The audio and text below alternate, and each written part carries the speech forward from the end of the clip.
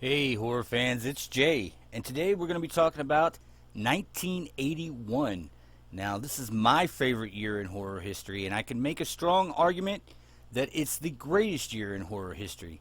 So I'm going to run down some of the films from 1981, the top 67 films that I could come up with, and I'll let you guys decide if you think it's the best year in horror history. After I'm done running them down, I'll talk about a few of my favorites, and we'll get some of your guys' comments here on the channel, hopefully, and you can tell me why or why not you think 1981 is or isn't the best year in horror history. Maybe if you have another year you think is better, you can tell me about that one, and I'll run that one down next time. So let's get started with all the horror films from 1981. Absurd, The Alchemist, Allison's Birthday, An American Werewolf in London, The Beyond, The Black Cat, Blood Beach, Bloody Moon, The Boogans, Blowout, The Burial Ground, The Burning, Butcher Baker Nightmare Maker, Cannibal Ferox, Dark Night of the Scarecrow, Dawn of the Mummy, Dead and Buried, Deadly Blessing, Demonoid, Dr. Jekyll et les Femmes, Don't Go Near the Park, Don't Go in the Woods, The Entity, The Evil Dead, Evil Speak, Eyes of a Stranger, The Fan, Fear No Evil, Final Exam, Friday the 13th Part 2, Full Moon High, The Funhouse, Galaxy of Terror, Ghost Story, Ghost Keeper, Graduation Day, Halloween 2, The Hand, Happy Birthday to Me, Hell Night, Home Sweet Home, Hospital Massacre, The House by the Cemetery, The Howling, Inseminoid, Jaws of Satan, Just Before Dawn, The Loch Ness Horror, Madhouse, The Monster Club, My Bloody Valentine, The Nesting, Night School, Nightmare, Omen 3, The Final Conflict, Piranha 2, The Spawning, The Pit, Porno Holocaust, Possession, The Prowler, Saturday the 14th, Scanners, Scared to Death, Strange Behavior, Student Bodies, Suddenly at Midnight, The Survivor, and Wolfen. And guys, those are the 66 movies, I should say, that I came up with. There was another one, but I tossed it out because I didn't really feel like it was horror or a great horror film. So yeah, let's talk about some of them, guys. First one, I'm just going to go down the list here. Absurd, directed by Joe D'Amato, stars George Eastman, and basically it was sold as a sequel to Anthropophagus, which came out the year before, which both these movies made the Video Nasties list. I would say Absurd probably made the Video Nasties list just based on the fact it was sold as a sequel to Anthropophagus. Anthropophagus has a very famous scene in it where you get to see a cannibal eat something that no one really wants to watch a cannibal eat. Now, Absurd's different. It's a Halloween ripoff, and Joe D'Amato went to George Eastman and said, "Look, we had success with Anthropophagus. We want to make another one or something similar." George said, "Yeah, well, let me look at the script." And he looked at it and he said, "No. Let me rewrite the script." And I believe George's exact quote was, "I wanted to do something good, something fun, like the American thrillers. Like Halloween." And Absurd is pretty much a straight-up rip-off of Halloween, and there's a bunch of them on this list from 1981 because it is the explosion of the slasher movie, because you had Halloween and then Friday the 13th in 1980, and by 1981, everybody's trying to cash in on it.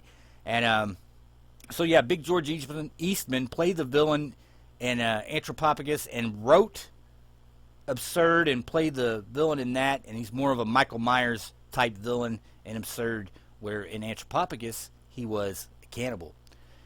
Now moving on, some of my other favorites, of course, An American Werewolf in London, probably the greatest werewolf film of all time outside of the original Wolfman. You could probably throw Curse of the Wolfman in there too somewhere. But American Werewolf in London is directed by well-known asshole John Landis and stars David Naughton, Griffin Dunne, and Jenny Agutter. And just a great film, man. And it's probably the greatest werewolf transformation on film. And it's also probably the reason why we haven't seen a ton of werewolf films since then. There's a few, and there's probably one or two every year, but werewolves don't get the love that vampires and other creatures, zombies, cannibals even get, because the transformations are so hard to do and not look lame. And also you have to have a great actor who can kind of pull off that tortured soul thing, the guy who really doesn't want to be the werewolf but always turns into the werewolf. And Lucio Fulci made a bunch of films in 1981, The Black Cat. But the one I'm going to talk about the most is probably The Beyond. The Beyond is one of my favorite horror movies of all times, guys. Just like American Werewolf, there's a lot of them in this year. But The Beyond is a weird film about a hotel where in the beginning of the film we see that there's an artist. There's been a bunch of people go missing from the hotel, so a bunch of vigilantes go after this artist. And it's just a great gore scene. If you've never watched a Fulci film, he is the godfather of gore. His gore shots are fabulous, and even though they didn't always have the best budget for effects, Fulci wasn't afraid to show what he had, and he always kept the camera on it. A lot of films you always expect them to show you a little bit of something and then pull away. That was not Fulci's bag. He liked to show it, and he would just stay there on it. There's a bunch of great gore scenes in The Beyond. And I feel like The Beyond, and there's another movie I'm going to talk about on here that doesn't get mentioned very much, are films that should be in that upper echelon of horror movies like The Exorcist and Halloween, and the stuff that's preached to you. These films you have to go out and find, where a lot of films you're told right away to go watch these. And I think The Beyond and the other one I'm going to talk about later are both films that every horror fan should watch at least once. Not everyone loves The Beyond because a lot of people think it's a little incoherent. But I love it, and I love the way it's shot. I love the story, and I even love the ending. And Fulci is famous for his ambiguous endings. And this one, I won't give it away, but it kind of goes back to the beginning of the film and shows you something that that's very interesting. It's a very interesting ending. All right, so moving on. Bloody Moon, which I just watched for a show we did on here, a Video Nasty show we did, directed by Jess Franco. Weird slasher type movie, and probably one of Jess Franco's better films in my opinion, from Germany. Burial Ground from Andrea Bianchi. Now this is one of the first horror films I ever saw, and it's not necessarily good, but it does have some crazy zombie scenes in it. And there's one especially at the end where this woman has been breastfeeding her son for a little bit too long anyway. He's like 12 years old or something.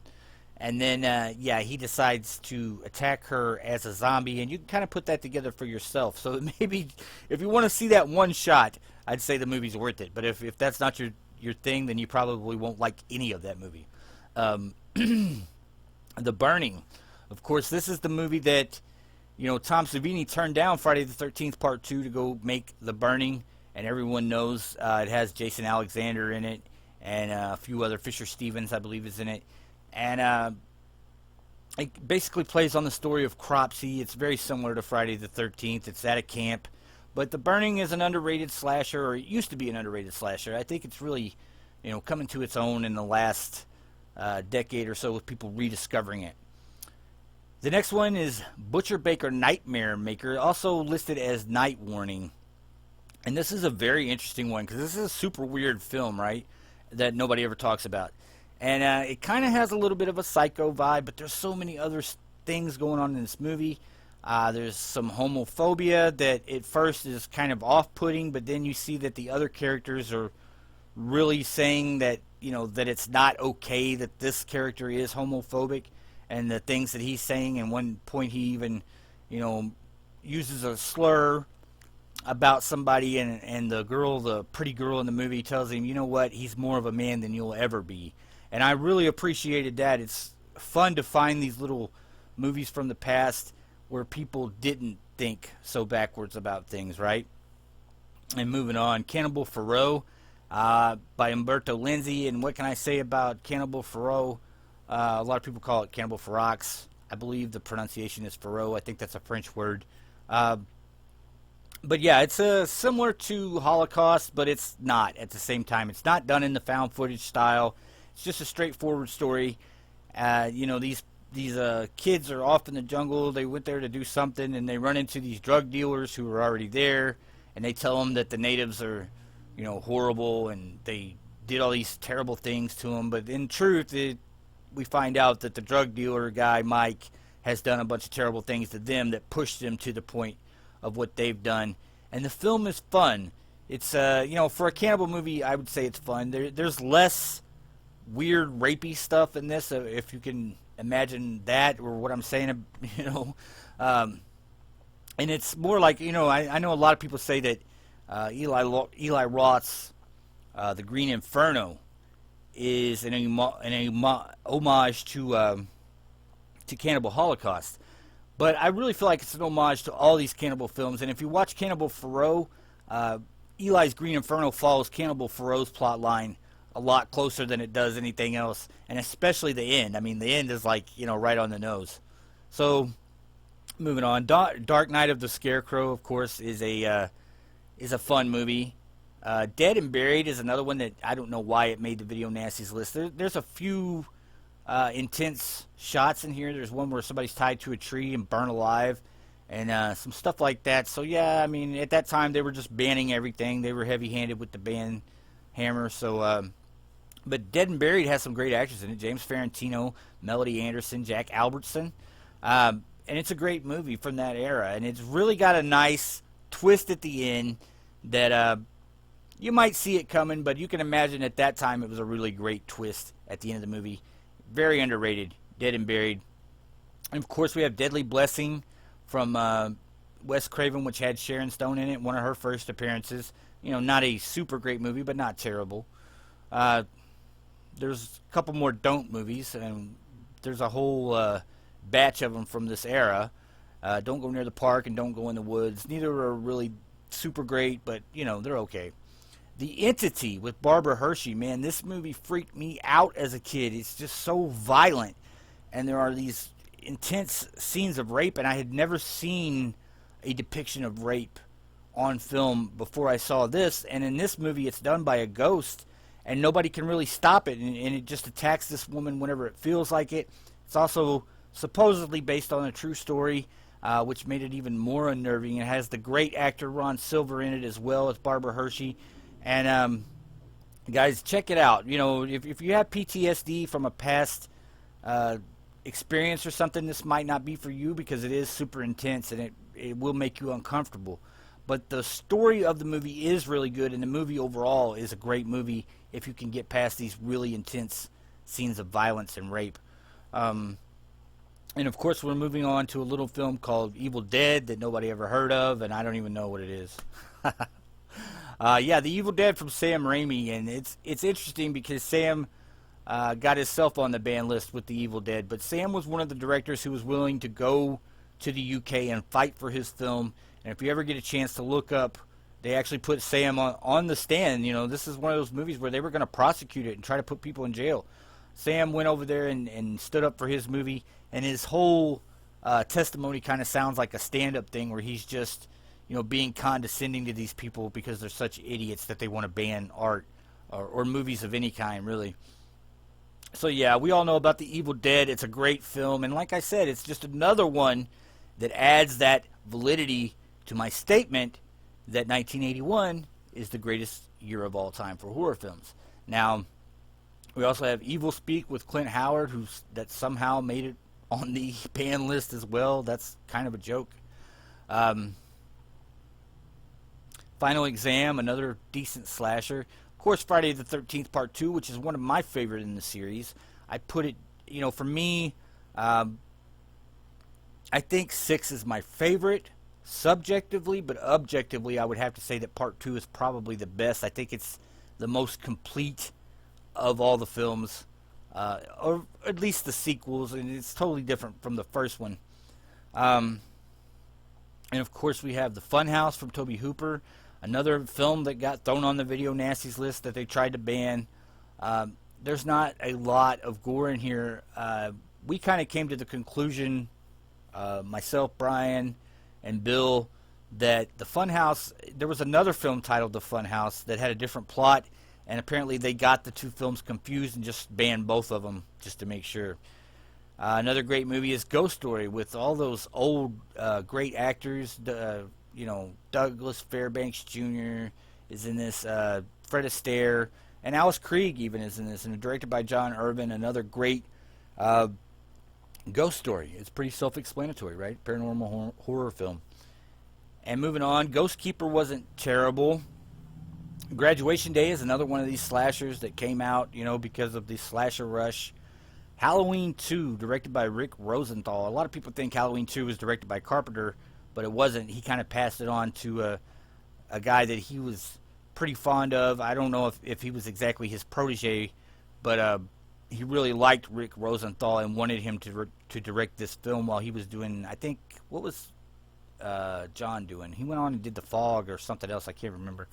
But, yeah, so Rick did this one, and he's tried to stick, to the same vibe and atmosphere as the first one, but he did add more scenes of violence and gore in this because that became the standard as the slasher movie moved along. You really couldn't keep making them if you weren't going to add more gore and more kills and stuff like that, a little more sex, boobs, because, and that's another reason why John didn't really want to direct it. He was doing other stuff, but also he did not want to make Halloween 2 and go down the road where these other slashers had went after Friday the 13th. So he kind of handed it off to his buddy. But I love Halloween 2. I think it's a great sequel to the first one. A lot of people argue that they don't like how they start setting up that Jamie is, or that Laurie is Michael's sister in this movie. But it does kind of make sense because really otherwise I don't really know why he would target her the way he does in the first one. There had to be more of a connection than just they lived in the same neighborhood or whatever. Happy Birthday to Me, another slasher. Hell Night, of course, with Linda Blair. And there's just a ton, guys. The House by the Cemetery. This is another one from Fulci, and it goes into that same trilogy that The Beyond goes in. It's The Beyond, The House by the Cemetery, and City of the Living Dead, right? And City of the Living Dead came out first, and I think, I don't remember if House or The Beyond was first, but they were in the same year. House by the Cemetery is different. It's almost like a slasher. A lot of people have called it a giallo, and I don't really feel like it is just because it's an Italian film and it was made by Fulci. That doesn't make it a giallo. It's more of a monster movie to me, and it kind of has a Michael Myers type vibe to it. The Howling, of course, is another great werewolf film that gets put up there in that top tier of werewolf movies for a lot of people. I'm not a huge fan of The Howling, but I understand why other people like it. Just Before Dawn, another very underrated slasher directed by Jeff Lieberman, stars Chris Lemmon and Deborah Benson and George Kennedy, of course. And I really like this one too. It's a little bit of a different take on the slasher. And then, of course, we have My Bloody Valentine, which is another one of, I talked about Absurd earlier being one of my favorite rip-offs of Halloween. My Bloody Valentine is another one. And then when I was talking about Absurd, I forgot to mention that this all took place, this monster was in the town and he's killing everybody. And it all took place on Super Bowl Sunday. So it could have easily been titled Super Bowl Sunday Massacre. And that's why I called it a Halloween ripoff, where other slashers, I kind of feel like they're more along the lines of a Friday the 13th ripoff, which you could say Friday the 13th is a ripoff of Halloween, which you could say Halloween is a ripoff of Bob Clark's Black Christmas. So it just depends on how far down you want to go down with that road there. We have Night School, which was another interesting slasher. Nightmare, also known as Nightmares in a Damaged Brain. This is a freaking awesome movie, and it just catches you right from the first scene. It's got some good gore in it, and you're a little, it's a kind of a slasher, and you're a little off in this about why this guy is doing the things he's doing. We know from the beginning that he was in an insane asylum, and that the doctors let him out with this drug that they've been giving him, thinking it's going to keep him calm, and then they lose track of him, of course, and he goes on a murderous rampage. But you don't really know why until the end, and it's not really a twist, but more of an explanation, and I kind of enjoyed that film a lot. Now, next is Omen 3, The Final Conflict, and stars Sam Neill. Of course, it's the last chapter in the original Omen trilogy, and I like this one. I mean, it's not as in-your-face evil as the other ones, but I think it's an interesting story, and I thought it was a good ending to that trilogy. We have Piranha 2, which is most famous for being directed by James Cameron. It was one of his first gigs. And then, of course, he went on to do Terminator 2 and other great films like Aliens and, The Abyss, Porno Holocaust, directed by Joe D'Amato, but it also lists Bruno Mattei as a director, and this is another one where Big George Eastman comes back, and it's not as known or remembered as the other two that George did with D'Amato, but it's not bad, or I guess it is bad, but it's not terrible, right? So the next film I'm going to talk about, this is another one, and I said there was two that I felt like deserved to be in that upper echelon, where they're not just mentioned occasionally or rarely, where they're actually like, you should watch this movie. And it's Possession from 1981, directed by Andrzej Zawadzki, and it stars Isabelle Adjani and Sam Neill, and it is just a great freaking horror movie, guys. In my opinion, this is a top 10, top 5 maybe horror film. If it's not top 5, it's right there at the back of that top 10. And just a great movie about a couple that are getting divorced. And the film has some hysterical acting in it from Adjani and Sam Neill, where it's really just this really bad relationship that you're watching fall apart in the first half of the movie. And it's a little deceptive like that. You know, it's a little bit like, what am I watching here? When is this? Is this a horror movie, or what's going to happen? Are they going to kill each other? And then about 45 minutes or an hour into the movie, it completely changes, and it definitely becomes a full-on horror movie. Possession made the ban list, and it wasn't even available in the United States until like 99 or 2000, something like that. And you know, this is one that really irks me about the ban list, because Possession is an art film. It's in no way meant to be anything other than an art house horror film. And it's a really great film. It's one of my favorites of all time. It's beyond explanation, guys. You really have to go seek this one out and watch it. It's hard to find. I'm not going to lie to you. I have never seen it on a streaming site. But I know there are ways to watch it. You just have to know what they are. Or you have to go to Amazon and just go ahead and spend the $40 and buy it. My buddy Brian went ahead and bought it. And, man, it comes in some beautiful packaging. I think it's like $40.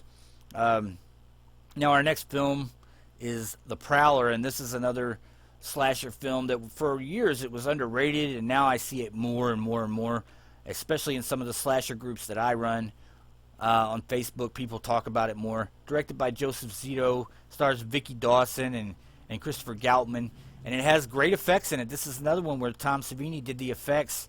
Great effects in this movie. And there is a twist to it. You know, for some people they thought it was a kind of a cheesy twist, but I liked it. I thought it was interesting. Saturday the 14th, which is another, you know, Friday the 13th ripoff. Of course, Saturday the 14th is interesting that it comes out this year, because actually My Bloody Valentine takes place on Saturday the 14th, right? Harry Warden supposedly comes back to kill everybody on Saturday the 14th because it's Saturday, February the 14th. But anyway. The next film we're going to talk about, Scanners, from David Cronenberg. Man, this is a great film, and a lot of people will say it's not horror, but yeah, there's some great scenes in this, right? And just unforgettable stuff that belongs in that zeitgeist of horror history. Just a great film. Stephen Lack, Jennifer O'Neill, Michael Ironside. There's not another actor from this era that's as underrated as he is. There probably are a couple that are underrated, but man, Michael Ironside in this era just kills it in everything he's in, and gets very little credit. Like, he's remembered more later on for playing the sergeant in Starship Troopers than he's remembered for Scanners, or another great film from '82 called Visiting Hours, where he is the main bad guy in Visiting Hours, and it's another one of those just classic horror films that nobody ever talks about, and it has a great message in it too. And it's a very intense film. Check that one out. It's not from '81, but if you get a chance to watch it, Visiting Hours, yeah. And of course, we have Student Bodies, which is another kind of, rip-off of the slasher genre to a point. And finally, we have Wolfen, which is the third werewolf movie from this year. And it also has Albert Finney in it, and Diane Venora, Edward James Olmos also in this movie. And it's a weird werewolf movie. It's kind of an existential werewolf movie. So I think that's why it probably doesn't get as much love as the other two. And so, guys, that is a quick rundown of the films from 1981. And And like I said, there's just, there's so many guys, and I didn't even name them all. I just, there was one or two I left out because I just didn't know they were right on the cusp of being horror or being more thriller. And so I left a couple out. But, 66 horror films in this year. And I think out of those 66, 30 of them are really top-notch horror films. They're in that top 1 or 200 horror films of all time, in my opinion. Films like The Beyond and Possession and, An American Werewolf in London and stuff like that. Those are The Entity, The Evil Dead. To me, those are top-notch horror films. Of course, the sequels like Friday the 13th and Halloween 2, they're all upper echelon horror films. They deserve to be on that level. And then you have a second tier of films here like House by the Cemetery and Dead and Buried and stuff like that, The Fun House, that they all deserve great recognition too, because it might be a situation where you would go watch The Prowler and I would go watch Nightmare on a Damaged Brain, and we would both come back and you would say, man, The Prowler was great. I would give Prowler 8 out of 10. And I would be like, for me, Prowler's like 6 out of 10. And then I start talking about Nightmare in a Damaged. It's just a matter of taste, is all I'm saying. With some of these slashers and slasher rip-offs and stuff like that. So I think it's really up to you as a fan. But I gave you guys the list. I gave you guys the homework. Go check out these movies and let me know how you feel about them. Don't forget to like and subscribe, guys. Hit that button down there, like and subscribe, so you can get all of our information and videos and all that stuff. We have a lot of stuff here. We have Tales from the Crypt episodes. We have Friday the 13th, the series episodes. We have free horror movies. We have Twilight Zone radio plays. We have audiobooks from Stephen King and Dean Koontz. We have a little bit of everything and a whole lot of me and my buddies talking about horror movies. So like and subscribe, guys, and let me know what you think. What's your favorite year in horror history? What would you call the greatest year in horror history? Let me know what you think. Get back to me. We'll talk to you guys the next time we got something worth talking about. Bye.